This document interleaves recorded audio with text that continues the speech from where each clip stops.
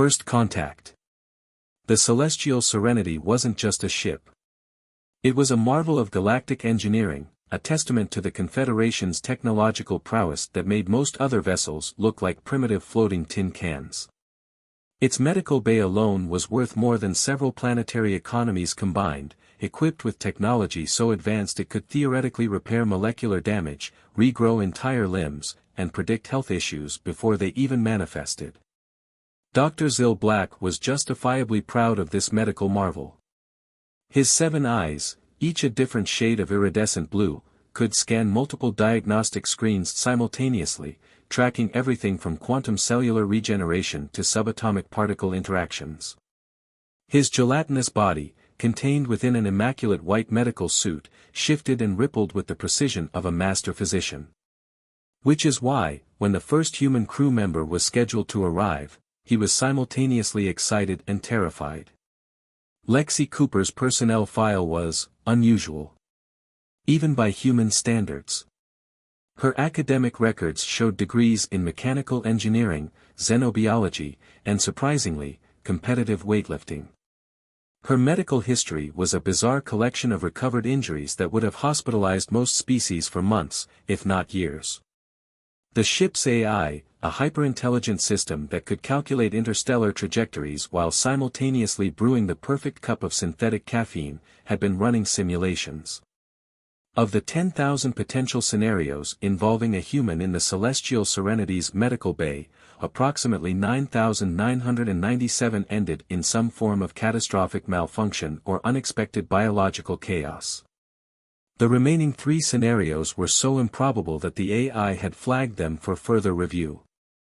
When the airlock hissed open and Lexi Cooper stepped through, Dr. Zill Black's tentacles instinctively curled into defensive spirals. Standing just under 1.7 meters tall, with auburn hair pulled back in a no-nonsense ponytail and wearing standard-issue Confederation navy blue jumpsuit, she looked disappointingly ordinary. Until she smiled. It wasn't a friendly smile. It was the kind of smile that suggested she knew something everyone else didn't, and that something was going to be monumentally entertaining, at someone else's expense. So, Lexi drawled, her Texas accent thick enough to spread on toast, "This is the fancy medical bay I've heard so much about."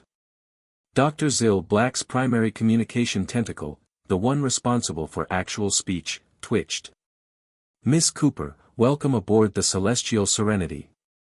This medical facility represents the pinnacle of medical technology in the known galaxy."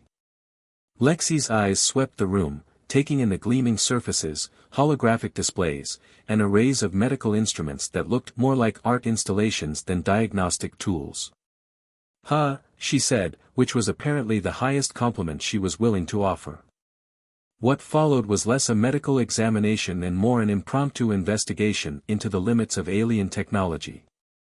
Dr. Zill Black would later describe it as a systematic deconstruction of medical protocols, though at the time, it felt more like controlled pandemonium. The molecular scanner, capable of analyzing a patient's entire genetic structure in microseconds, seemed to short-circuit when Lexi's DNA refused to follow any predictable pattern.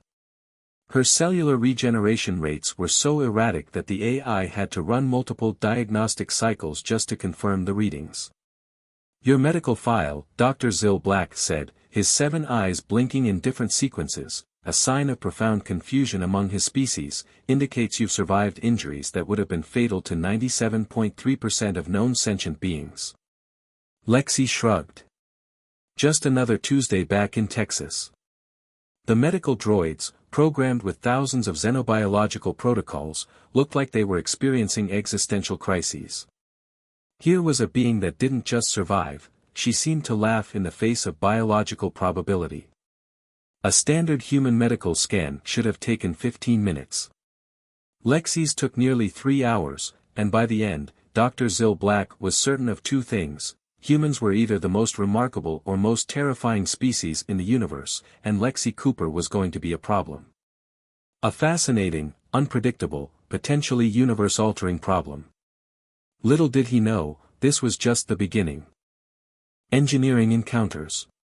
If the medical bay had been unprepared for Lexi Cooper, the ship's engineering section was about to receive a masterclass in human improvisation that would be discussed in technical academies for generations. Chief Engineer Zix-9 was not your typical engineering officer. Composed entirely of swirling plasma contained within a sophisticated force field, he represented the pinnacle of energy-based life forms. His consciousness existed in complex quantum algorithms that could simultaneously manage multiple ship systems, predict microfractures in reactor coils, and compose intricate mathematical symphonies. What he was not prepared for was a human who viewed complex technological systems as elaborate puzzles waiting to be solved with a wrench and an attitude. The engine room of the Celestial Serenity was a cathedral of technological marvel. Quantum flux drives hummed with energies that could bend spacetime, holographic interfaces displayed computational matrices so complex they could induce migraines in lesser beings, and precision-engineered components worked in harmonies that would make a mathematical composer weep. Lexi Cooper looked like she was about to rearrange a kitchen appliance. "So," she said, twirling a hefty wrench between her fingers like it was a baton, "you're telling me this entire system runs on something more complicated than percussive maintenance?" Zix-9's plasma form flickered, the equivalent of raising an eyebrow. Percussive maintenance is a primitive Earth concept that suggests mechanical issues can be resolved by physical impact. Our quantum flux drive operates on principles so advanced they would be incomprehensible to Dash. Bang! The wrench connected with a side panel. The entire ship went silent. Alarms that had been programmed to detect the most minute quantum fluctuations suddenly went haywire. Holographic displays erupted in a cascade of red warning signs. Zix-9's plasma form expanded in what could only be described as pure, unadulterated panic. "What have you done?" he screamed, his energy tendrils lashing out in multiple directions. Lexi, completely unfazed, continued to examine the panel she had just struck. Sounds different now." Before Zix-9 could fully process the potential catastrophic implications, something extraordinary happened. The alarms stopped. The red warnings faded. And the holographic displays slowly transformed from apocalyptic red to a calm, serene green. More importantly, the quantum flux drive's efficiency ratings, which had been hovering around 89.7%, suddenly spiked to 104.3%. "That," Lexi said, patting her wrench affectionately, "is what we call percussive maintenance, big guy." Zix-9's plasma form condensed into what could only be described as a state of complete bewilderment. Quantum physicists would spend decades trying to understand how a simple mechanical impact could not just prevent a potential system collapse but actually improve overall performance. The ship's AI, ever precise, generated a report that would become legendary in engineering circles. Titled, "Unexplained Quantum Stability Enhancement via Mechanical Intervention," it would be filed away with a notation that roughly translated to, "Human weirdness, further study required." Lexi, meanwhile, was already asking to see the warp coils. Commander Grix, the ship's security chief, had been monitoring the engineering section's communications. His exoskeletal mandibles clicked together in a pattern that, among his species, indicated a mixture of horror and reluctant respect. Humans, it seemed, were not just survivors. They were quantum-level chaos agents. And they were just getting started.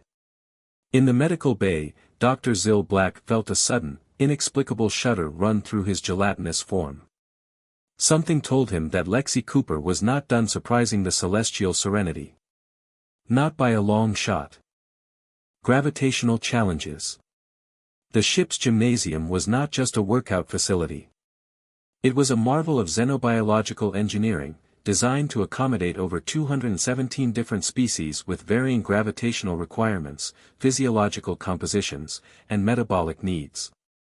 Adaptive force fields could instantly reconfigure the entire space to simulate environments ranging from the crushing gravity of neutron star colonies to the near weightlessness of gaseous planetary systems. Commander Grix believed he was about to give a simple demonstration of the graviton resistance trainer. He would soon learn that simple and human were mutually exclusive concepts. Standing at nearly 3 meters tall, Grix was the epitome of his species, the Krasieks, a race of exoskeletal warriors renowned throughout the galaxy for their physical prowess. His armored carapace gleamed under the gymnasium's adaptive lighting, mandibles clicking with an anticipatory rhythm that suggested he was looking forward to demonstrating the superiority of his species. Lexi Cooper stood beside him, looking comically small. She wore standard-issue workout attire that seemed more suited to a terrestrial fitness center than an interstellar vessel's advanced training facility. "All right, tiny human," Grix chittered, his translator rendering his complex mandible language into crisp galactic standard. "Let me explain how our graviton resistance trainer works. It can simulate the gravitational conditions of any known planetary environment in the Confederation." Lexi raised an eyebrow. "Only 5 times Earth's gravity to start. Sounds like we're having a tea party, Commander." The challenge was unmistakable. Grix's compound eyes narrowed, a dangerous sign among his species that typically preceded either combat or an intense display of dominance. "What did you have in mind?" he asked, mandibles clicking faster. "How about we crank it up to the gravity of your home world?" Lexi's smirk was dangerous. "Unless you're scared a tiny human might show you up."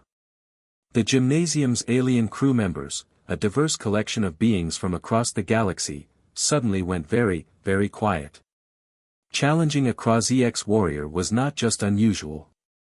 It was borderline suicidal. Grix's mandibles clacked furiously. "My home world's gravity would liquefy your puny bones. But if you insist on humiliation, who am I to deny you?"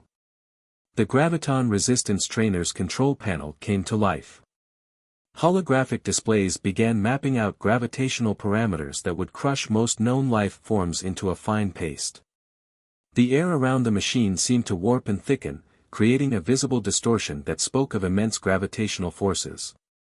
"Last chance to back out, human," Grix taunted. "I won't think less of you." Lexi cracked her knuckles. "Bring it on, bug boy." What happened next would be discussed in training academies across the Confederation for decades. As the gravitational field ramped up, Lexi's knees began to buckle. Sweat beaded on her forehead. Her breathing became labored, each breath a calculated effort against forces that would have reduced most species to a thin smear on the gymnasium floor. Grix watched, mandibles spread in what could only be described as a triumphant grin. Then Lexi began to do jumping jacks. 1, 2, 3. Each impact sent shock waves through the reinforced floor. Her legs shook. Her body was clearly under immense stress. But she was moving. Not just surviving, but actively exercising.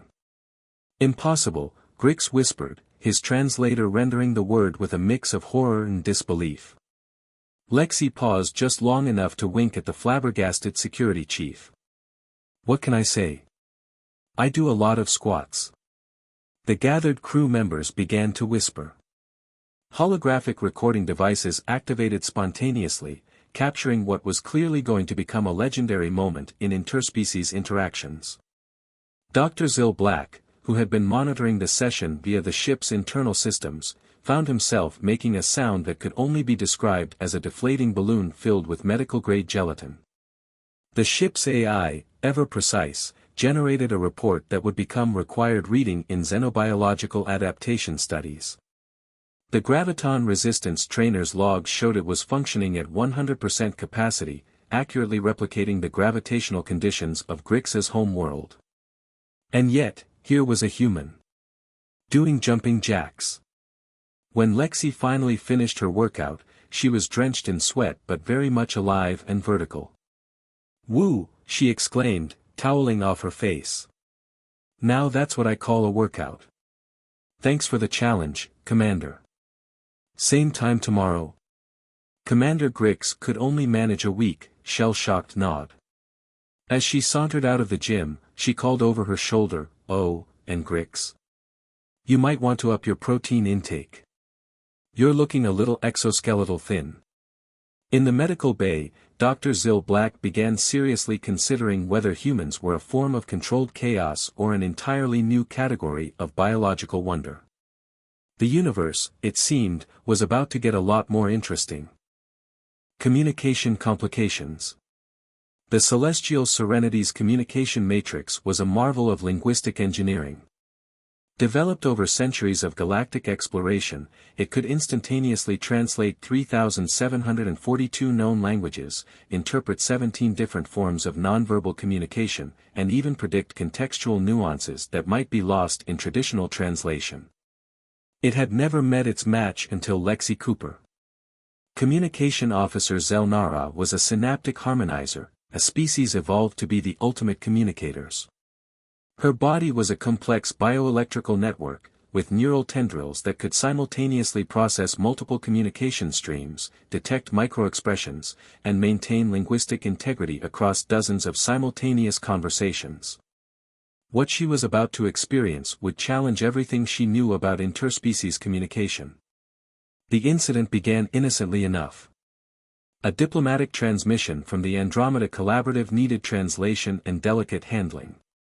Zelnara had spent decades perfecting the art of nuanced communication, understanding that a single misplaced word could potentially trigger interstellar incidents. Lexi Cooper walked into the communication center eating what appeared to be a sandwich constructed from substances that defied biological classification.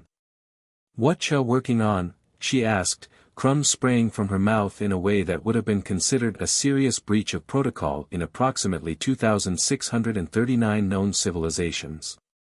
Zelnara's neural tendrils froze mid-translation. A delicate diplomatic communication requiring the highest level of linguistic precision.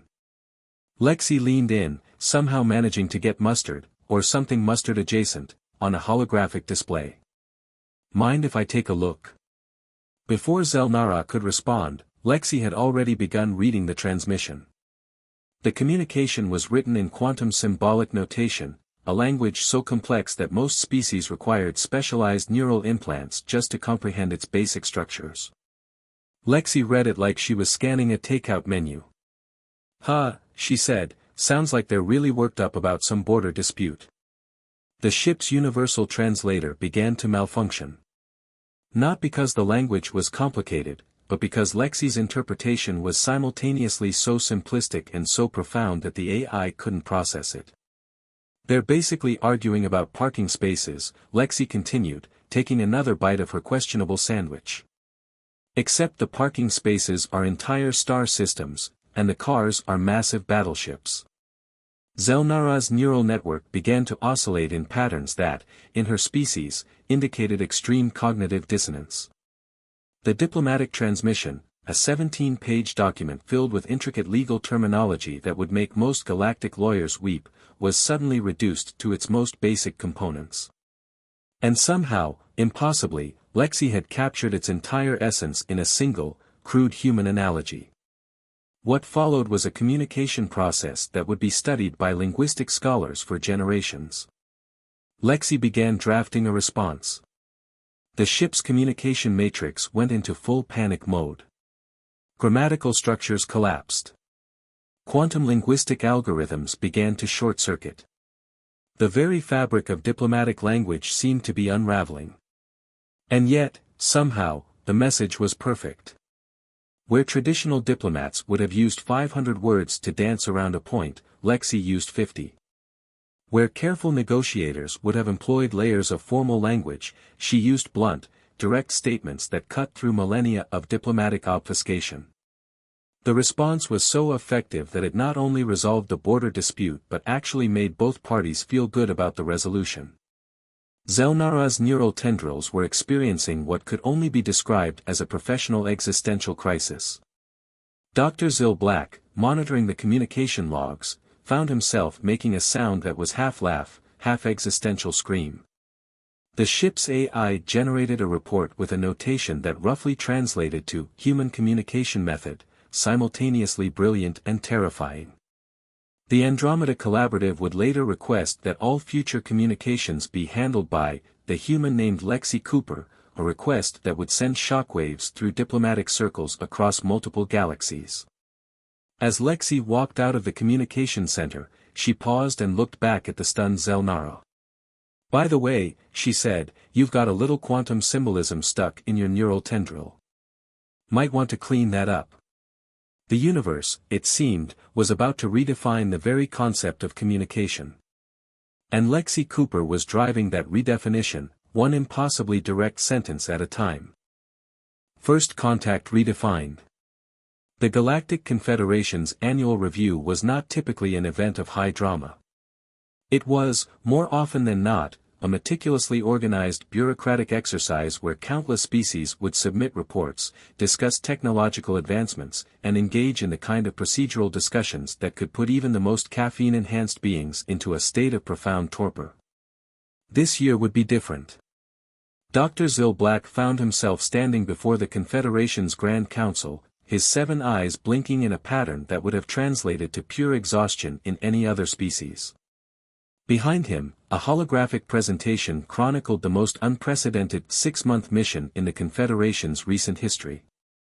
The presentation began with Lexi Cooper's medical scan, a document that looked more like a quantum physics experiment gone wonderfully wrong than a standard health record.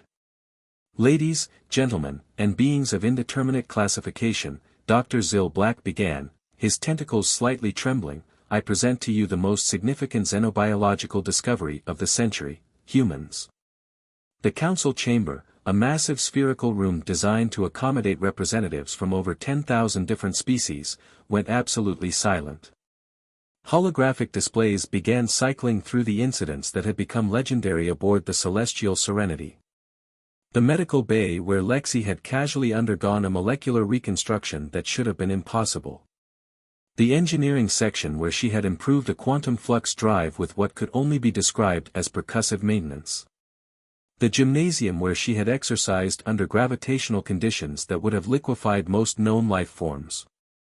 And then, the communication logs.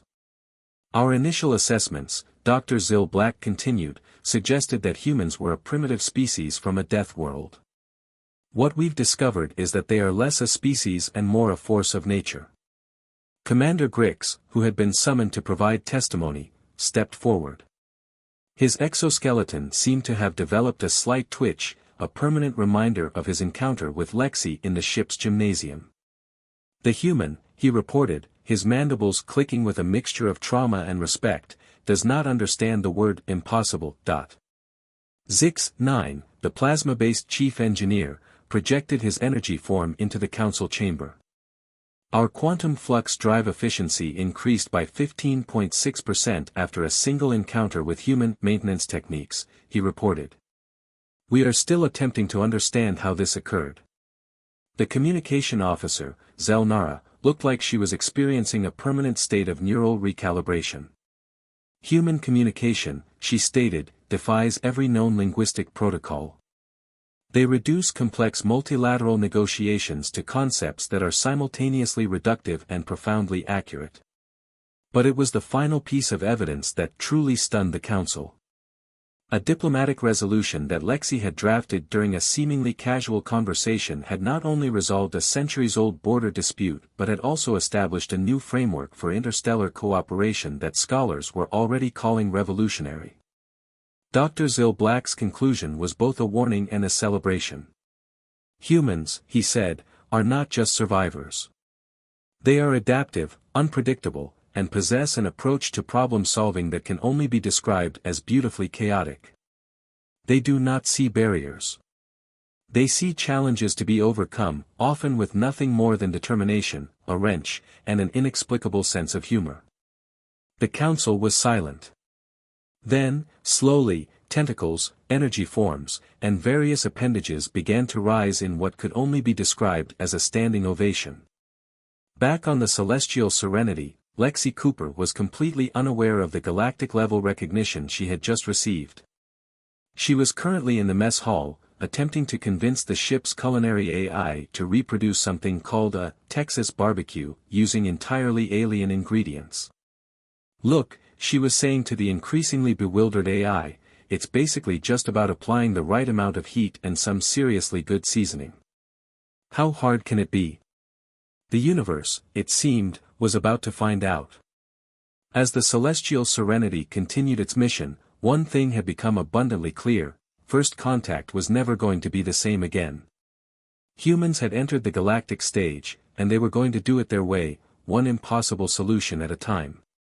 Dr. Zil Black, reviewing the mission logs one final time, couldn't help but smile, all 7 eyes twinkling with a mixture of terror and pure, unbridled fascination. Humans, it seemed, were going to change everything. And they were just getting started. Finn.